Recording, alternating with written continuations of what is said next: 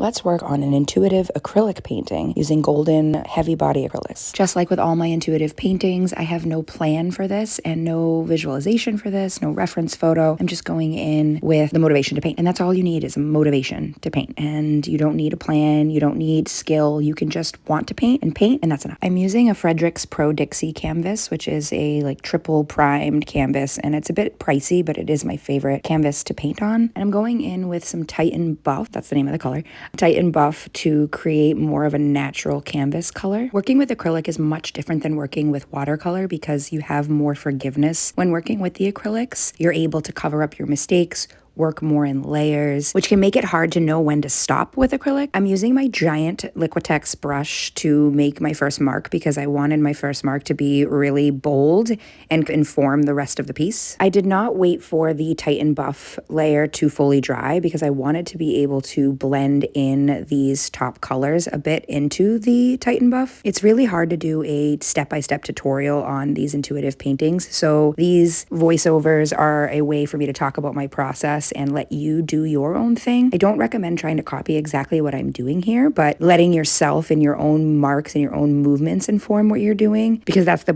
point of intuitive painting. The point of intuitive painting is to do your own thing and to work from your own brain and your own heart if you can. And if it's helpful to try to copy the strokes and the movements that I'm doing so that you can get a feel for what it feels like, see what your marks look like when you try to do a similar thing, go for it. It's just really hard for me to explain exactly what I'm doing because I literally don't actually know in the moment of doing it what I'm doing or where I'm going. I'm just using trust to guide me and my prior experience with painting with acrylic. So remember, I have practiced this a bazillion times in terms of painting over and over again, different intuitive paintings, painting in my journals. My watercolor intuitive paintings inform my acrylic intuitive paintings because those teach me different marks and movements and ways in which I want to put my inner process on my outer process. But overall, each new painting is a completely new process and it doesn't have a lot of forethought, and that's the point. So throughout this painting, I keep catching myself doing the thing that I do where I do repetitive movements and I start creating almost like a tight painting is the word that's coming to mind. It feels restricted, it feels constricted. And so you'll notice at certain points, I just kind of take my brush and just run it all over the page and loosen myself up. And I have to have those prompts every so often in these paintings because it allows me to loosen up. So I have to tell myself, just move your hand fast and don't think about it. You know, stop following a pattern, stop following a rhythm. I find myself with that rhythmic feeling, and it's almost like I'm stimming out. If you struggle with neurodivergence, stimming becomes something that's really regulating on your nervous system, and so you become stimulated by some movement or some repetitive thing that you're doing, and that becomes really soothing to the system. So I'm trying to get out of that for myself because it keeps me trapped in those like tight feeling paintings that don't feel like I can loosen up. When I'm working on intuitive abstracts with acrylics, I start, like I mentioned, with the big bold movement, a larger movement, and then I go into smaller and smaller movements. I find that if every move I make is a big movement, it becomes too full and too cluttered. And for this painting, I did want to keep some negative space, so allowing some of that Titan Buff and the base layer to show through. And I know that if I make too big of gestures too many times early on, I will lose that white space or negative space as I go. So you might notice my brushes getting smaller, my movements getting a little smaller. And here's another one of those moments where I find myself needing to loosen up. So you'll see I just start to make some random marks. Holding my paintbrush further back, again, allows me to loosen up more. The closer I am to the actual bristles of my brush, the more tight my painting is, and the looser my painting becomes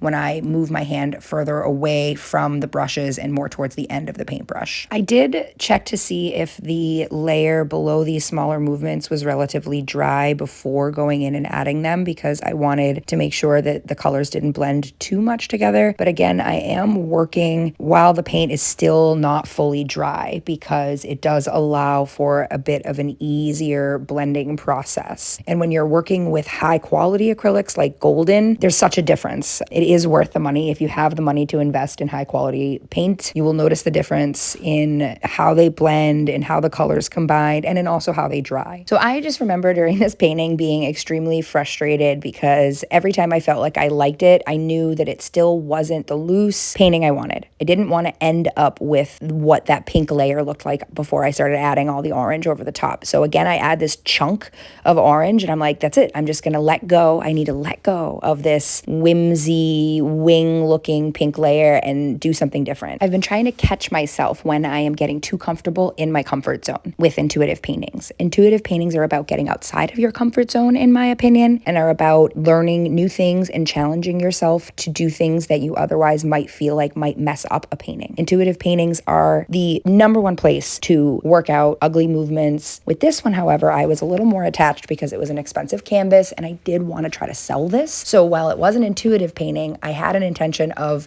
it being a valuable intuitive painting. So it was really hard to battle with the part of me that said, it's okay to mess this up. It's okay for it to be ugly. It was a little easier than with the watercolors that I intend to sell though, because I knew that if I messed this up, I could always paint over it in a new layer and I wouldn't have to like throw out my paper or anything. At this point, I'm like, okay, I think I ruined it and I'm not seeing an outcome and I'm thinking I'm going to have to do something totally different. But I start trusting myself and I do just some small movements, some small blending in. I bring back the pink a little bit, blending that into the orange. But you can see me here really trying to figure out what it is that this painting is trying to tell me and what is trying to come through. These final steps of the painting become more like a sculpting process and you start to sculpt in some of the details and you start to work out some of the areas that you don't like. Also, apologies that my head is in this a lot. I had no idea when I was filming and I didn't want to throw this out because I loved the process that I captured. The thing about intuitive abstracts or abstracts in general is that there is this moment that happens where you start to see it. There's many moments where you lose it, but then there's these moments towards the end where you start to see it. And here I'm starting to see it. I'm starting to see something. It's still abstract. There's no,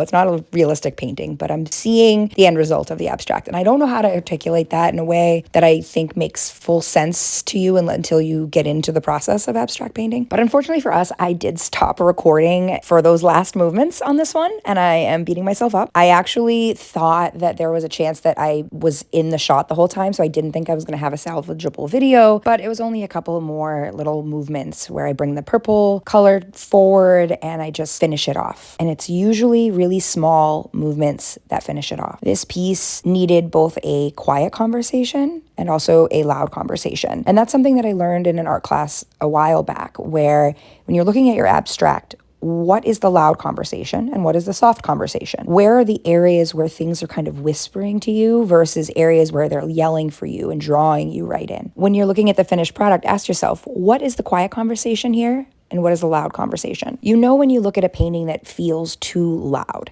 There's too much going on. You don't know where your eye is supposed to go. You don't know what you're supposed to look at. And it kind of almost feels a little overwhelming. That's an example of a painting that may have only a loud conversation and no quiet conversation. If this concept doesn't make sense to you, that's okay. Put it into practice in your paintings and see if you can identify for yourself what feels like the loud and the soft conversation. And then as you go with your paintings, it'll start to be more familiar, both in your own work and also in perceiving others' work. As I'm finishing up the last steps that I captured on camera here, I just want to remind you, if you enjoy this, please like this video, please subscribe, leave a comment, chat with me, let me know what you think. Let me know if you know what the loud or the quiet conversation is in this piece, and if you're surprised at all by the end result, because I sure am. Now to figure out if I need to add a little bit of gold for the final touch. They never feel finished without a little bit of gold.